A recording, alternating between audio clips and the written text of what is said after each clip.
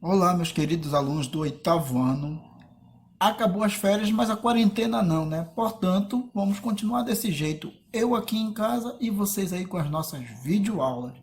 Portanto, vamos dar início ao nosso terceiro assunto da disciplina Cidadania Moral e Ética, ministrada por mim, lógico, o professor Daniel Gama. E nosso terceiro assunto tem como tema viver dignamente. Gente, geralmente a gente se pergunta, né? Como é que nós podemos viver dignamente? O que se precisa viver dignamente? Portanto, eu abro esse primeiro slide para vocês, já trazendo assim uma proposta, né? Que, segundo o slide aqui informa, 10 de dezembro é Dia Internacional dos Direitos Humanos. Então, esse assunto, ele já abre aqui a proposta dizendo para a gente aqui que como é que a gente consegue viver dignamente.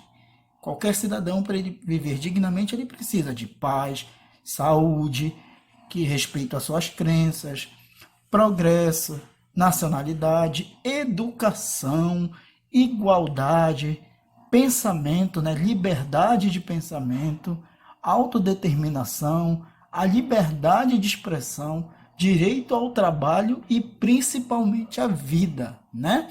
E outros direitos que foram garantidos. Então, vão ser esses direitos que nós vamos discutir, que foram criados a partir da Carta criada por 70 artigos dos direitos humanos que foram criados a dignidade, né? A concepção de dignidade. Aí a gente vai avançar um pouquinho para falar do conceito de dignidade. Segundo os direitos humanos, todos os seres humanos devem ter reconhecido seu direito a ter direitos. Isso significa que toda pessoa deve ou devem ter a garantia de viver dignamente. Para a gente poder pensar nesse viver dignamente, gente, é minimamente trazendo para uma realidade, pensar que essa pessoa ela tem direito a ter moradia, ter segurança, ter direito de ir e vir, ter direito à liberdade de expressão. E hoje nós passamos por uma situação no mundo, e em especial nos países mais pobres, que nós não conseguimos ter esses direitos que são fundamentais e são garantidos a todos nós. Vamos avançar? E aí, a garantia da dignidade. Quem é que dá esse suporte da garantia da dignidade? São os direitos humanos e a nossa Constituição. Vamos lá ver o que cada um aponta para nós aqui. Nesse slide, no primeiro tópico, diz da seguinte forma: segundo os direitos humanos, o principal fundamento do ser humano que deve ser preservado é a dignidade, independente de, vamos lá, não esqueça, cor, credo, raça ou sexualidade de cada indivíduo, tá? Então, esse direito ele é fundamental, independentemente desse ser humano, tá? Seja ele qualquer credo que ele pertença, sexualidade ou cor ou etnia, ele tem direito a ter direitos. A dignidade humana está prevista na nossa Constituição. Justamente os direitos humanos obrigou com que a nossa Constituição também reforçasse isso para o povo brasileiro. A Constituição de 1989, de 88, que consolidou todos os direitos fundamentais partindo da Carta Maior, que seria a dos direitos humanos, que diz da seguinte forma: a dignidade humana está prevista na Constituição brasileira, no artigo 1º, inciso 3º dos direitos fundamentais do Estado Democrático de Direito. A partir do momento que ele foi consolidado, o Estado brasileiro passa a ser obrigado a garantir esses direitos fundamentais a todo e qualquer cidadão brasileiro, tá? A todo e qualquer cidadão brasileiro, independentemente, gente, dele inclusive ser uma pessoa, um infrator, ele tem direito à dignidade. É isso que muitas vezes nós pegamos quando estamos nas aulas, na sala de aula, quando a gente fala que os direitos humanos não defende bandido, ele garante o direito também dos bandidos que são tão humanos, porque a Carta Maior manda com que o Estado brasileiro respeite também este humano, por mais errado que ele esteja, que ele também tem direitos e que a partir do momento em que o Estado faz a guarda dessa pessoa, ele tem, né, o Estado, por dever, cuidar dessa pessoa. Por isso que a gente fala que o que falta muitas vezes para o Estado é o Estado realmente fazer o que os direitos humanos, o que a nossa Constituição fala, que é ressocializar as pessoas. Se simplesmente se jogar lá e não fazer um trabalho de ressocialização, é claro que a gente não vai ter uma mudança, né, na construção desse cidadão. Ele não vai sair de lá formado para um mundo melhor.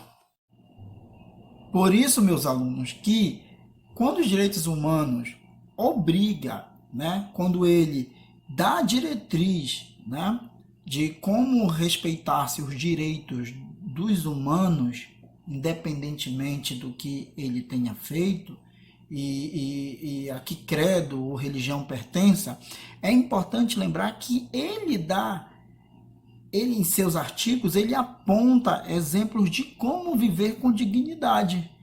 E isso há um consenso, porque quando você pensa, quando você exerce o seu papel de cidadão, de refletir, quando você pensa em dignidade, é comum que todos nós pensamos, assim como vem colocado neste slide aqui. Olha o que ele diz aqui, ó, exemplos de como viver com dignidade.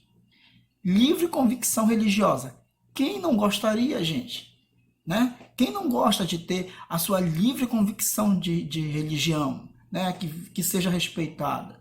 A livre convicção filosófica, que você tenha a liberdade de seguir, de pensar, seja essa filosófica política, que você tenha totalmente a também chamada liberdade de expressão, né? Que tem tanto sendo debatido aí na atualidade, a liberdade de expressão, onde muitas pessoas, de alguma forma, até confundem a liberdade de expressão com a ofensa, né? Porque a partir do momento que você imputa um crime a alguém, né? Você acusa essa pessoa, isso não é liberdade de expressão, né? Você já está ferindo um direito fundamental dela também, que não é sofrer nenhum tipo de assédio,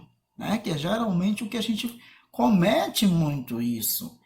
Né? E não estamos falando só da realidade brasileira, nós estamos falando aí do mundo em si. Aí também a proibição do trabalho forçado.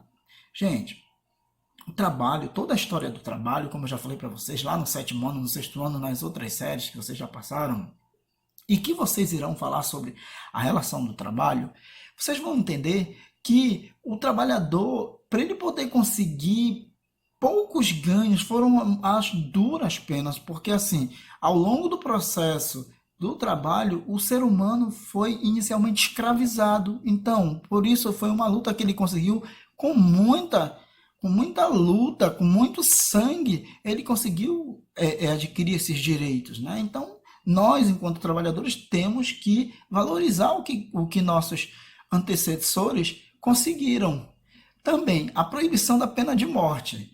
Porque os direitos humanos, ele entende que a pessoa pode ser mudada a partir de um trabalho que a sociedade faça com a pessoa. Porque nós somos frutos, nós somos resultado de uma sociedade. Se essa sociedade ela age de forma, ela dá um bem-estar social, lógico que o índice de criminalidade vai ser menor. Mas se essa sociedade, as desigualdades sociais são muito grandes, claro que elas vão apresentar problemas e pessoas que vão ser resultado de uma desigualdade social.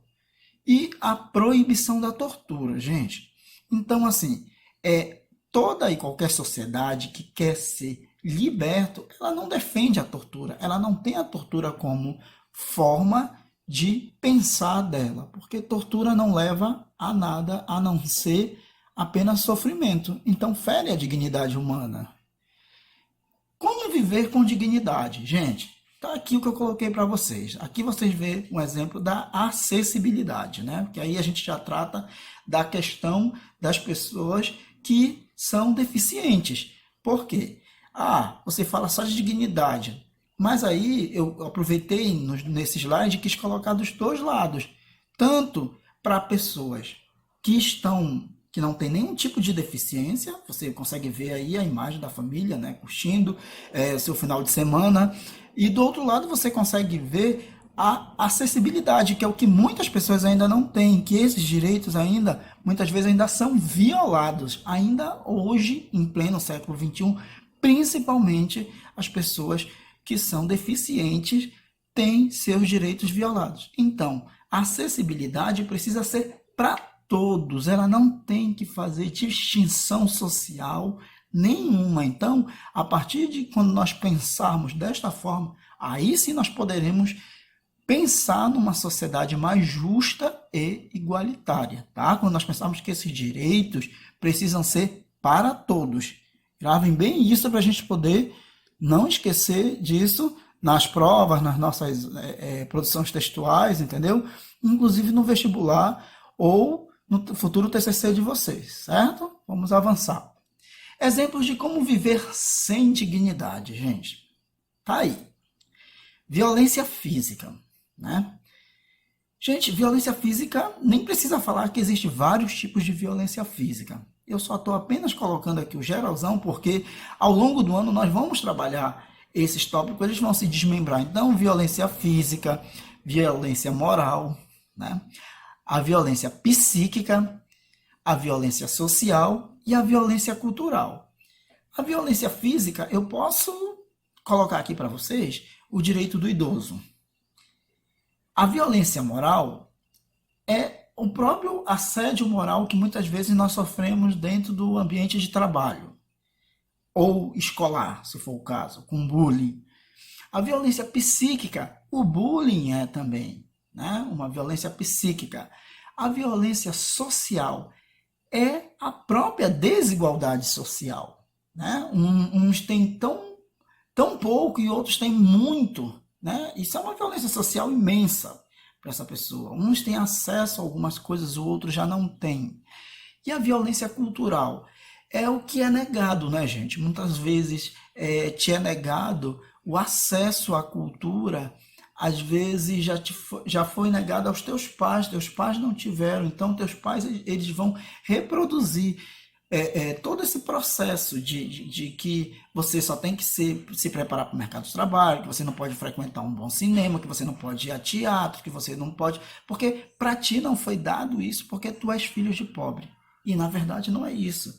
Nós temos que lutar, temos que nos conscientizar enquanto sociedade que eu também tenho direito, sim, eu sou tão pagador de impostos quanto a pessoa que contribui muito para o país, entendeu? Eu posso contribuir pouco, mas eu tenho o mesmo direito que os que contribuem mais, certo? Vamos avançar um pouquinho aqui.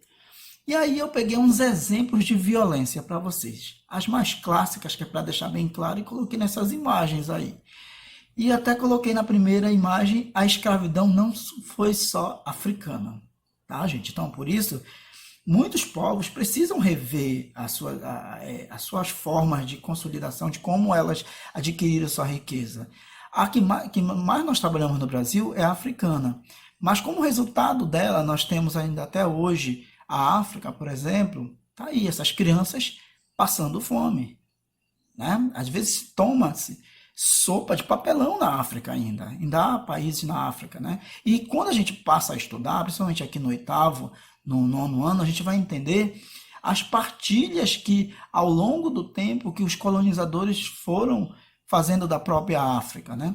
E uma clássica que, inclusive, tem aumentado muito nessa quarentena agora, que é a violência contra a mulher. Inclusive, nela até tem uma frase que diz da seguinte forma: foi a maçaneta da porta. Hashtag não justifica, né, gente? Não justifica mais. Não tem como mais acreditar, entendeu? E que em briga de marido e mulher não se mete a colher. Mete-se sim. Para salvar a mulher, a gente pode fazer isso sim e devemos. Tá? Vamos avançar um pouquinho. Gente, ao final eu deixei um exercício para vocês fazerem. Assim que vocês fizerem esse exercício, vocês me entregam somente no retorno, tá? Essas 5 questõezinhas aí que o professor está deixando. E fica essa reflexão, né? Que os direitos humanos possam aflorar cada dia dentro da vida de vocês, né? E que nós possamos, assim, a partir do conhecimento dos direitos humanos, do, do respeito pelo outro, possamos poder construir um mundo bem melhor do que o que aí está, tá bom? Um abraço e até a próxima.